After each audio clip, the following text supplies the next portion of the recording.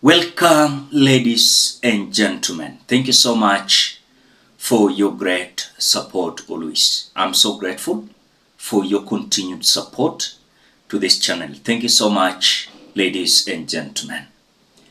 Things are continuing to boil nicely as a pull and push erupt in between Raila Odinga and William Samoei Ruto. Last time, Raila demanded William Ruto to release money from the national government to the county government to defend and protect and support the devolution. And Raila demanded William Ruto to delegate this road maintenance levy fund that members of parliament are controlling to the counties. When Raila Odinga said this, you saw Peter Anyang' Nyong'o, the governor of Kisumu, releasing a press statement saying that William Ruto anakandamiza devolution.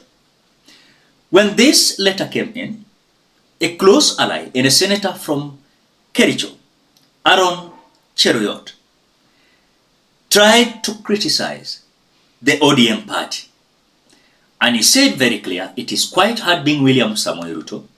ODM members, just like all their other colleagues in the National Assembly, are instant on the retaining road maintenance levy fund, as Edwin Sifuna responded immediately saying this: Professor Nyong'o does not hold the position you claim he holds. The ODM party leader himself has repeatedly and consistently stated in public his position on road maintenance levy fund, CDF, and support of devolution. We are yet to hear from the UDA party leader on any of these matters. I distinctly remember the minority leader in the National Assembly, Jonet Mohamed, saying they will follow Raila's guidance on road maintenance levy fund. We are yet to hear from the majority leader Kimani Ichung'wah. Umwami, where then do you get the balls to call out Professor? Ladies and gentlemen, before we continue, as you always do, ensure you like the video. And like the video, you automatically support the work that I'm doing in this channel, because sometimes you watch and you forget liking the video. So this is just a reminder. As you watch, please consider liking the video. Thank you so much for that like. Now, when Edwin Sifuna said this today, remember last week, William Ruto said that this road maintenance levy fund that these members of parliament are fighting for, let members of parliament and governors fighting for, let the county governments across the Republic of Kenya and MPs leave this money to him so that he can control and build roads. Mimi ningeomba hawa waheshimiwa wakiwa hapa, najua kuna mvutano ya pesa kati ya counties na wabunge, ile pesa ya barabara. Na hiyo pesa ya barabara mnayoputania, mkiniwachia naweza kupanga pesa nyingi ya kutengeneza hizi barabara zote.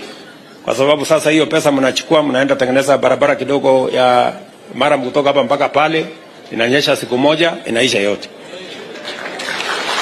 So nawaomba waheshimiwa mkubali, na sio kwa lazima. Nasema naomba mkubali, tunaweza kupanga hiyo pesa ikaweza kutumika kwa njia nzuri ambayo itawafaidi wa Kenya zaidi ya vile inatumika kwa sasa. Now, when William Ruto is saying awachiwe hii pesa control, na hii si pesa inatakana William Ruto akuwe nayo, ni pesa inatakana itume pale kwa county government to support devolution, because Raila Odinga demanded that let this road maintenance levy fund to be directed to the county government. But William Ruto anakataa. And even the majority leader Kimani Ichung'wah hajaongelelea. But William Ruto said last week kwamba hii pesa awachiwe control, ajenge na mabarabara Kenya mzima. Swali ni, is there some kind of agreement there, as Raila Odinga also said this? Pili, neno yangu ya pili, Junet Yari amesema tulipigania kwa nguvu na dhati tupate katiba mpya. Kuna watu wengi ambao walikuwa hawataki katiba mpya. Sana walikuwa napinga sana mambo ya ugatuzi. Moja akatuambia ati watu wengine wanaitwa governors. To govern what? Kwa hivyo ugatuzi ilikuwa na maadui wengi zaidi. Ndio sababu kuna zingine ambayo hatukuweka. Kuna zingine ambayo ziko katika ile bomas ya kwanza draft. Lakini haziko katika hii katiba ambayo tuko nayo sasa siku leo.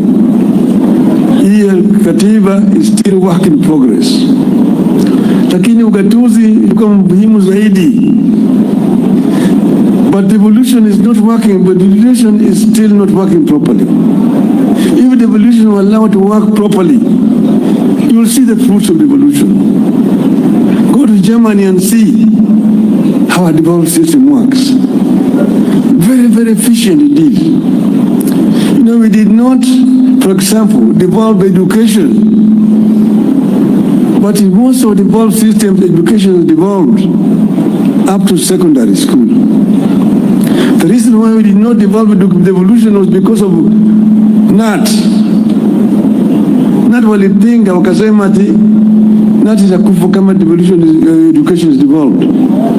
Tutamobilize walimu kupinga hii katiba. That's why we did not devolve education. But even if it's not devolved, Mr. President, it can be delegated. Some functions can be delegated. See, that's not there. If they opposed the devolution of education system. But even the other one, infrastructure. Your Excellency, I'm the one who was Minister for Roads and Public Works, came up and created these agencies, Kenha, Kura, and Kera. Because of the bureaucracy at that time, things were so centralized under the Minister of Education, and the permanent secretary is the accounting officer. Things were very inefficient, but not working. So the World Bank, we worked together and created these agencies. But that was under a unitary system of government.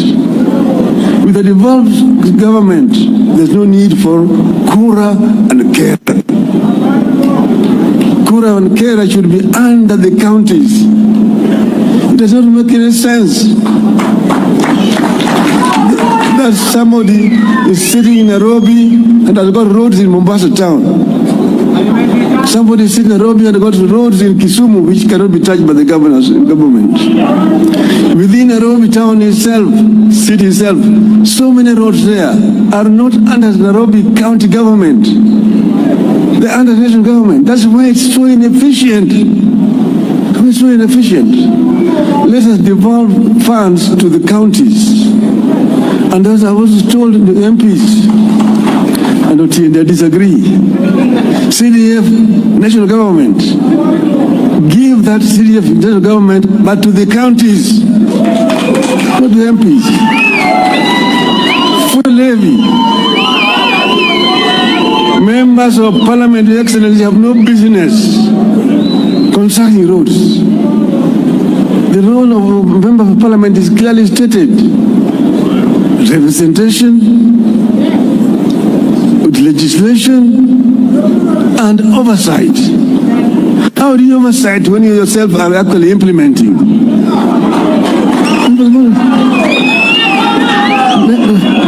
Those funds should go to the counties. And if the governors mess up with those things, then we deal with the governors themselves.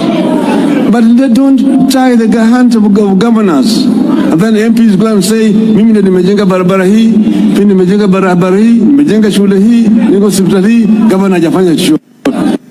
Because the governor has not been given the money. Give the money to the governors. That devolution will work properly.